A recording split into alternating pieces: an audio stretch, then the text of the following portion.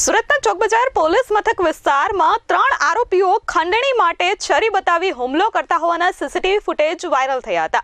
આ મામલે પોલીસે ત્રણેય આરોપીઓની ધરપકડ કરી છે। તારીખ 16/4/2025ના રોજ ફરિયાદી પાર્થ એપાર્ટમેન્ટ બહાર એક મિત્ર સાથે ઊભો હતો। તેનો મિત્ર એપાર્ટમેન્ટ પાસે ઉઘરાવેલા 6000 રૂપિયા સાથે હાજર હતો। તે સમયે એક એક્ટિવા પર આવેલા 3 શખ્સો પૈસાની માંગ કરી રહ્યા હતા, જેથી વધુ રૂપિયા આપવાનો ઇનકાર કરતા દીપક કુટેકરે છરી બતાવી હુમલો કર્યો હતો, જેમાં ફરિયાદીને ઈજાઓ પહોંચી હતી। આ ઉપરાંત ત્રણેય આરોપીઓ જાહેરમાં અશ્લીલ હરકત કરતા દેખાયા હતા।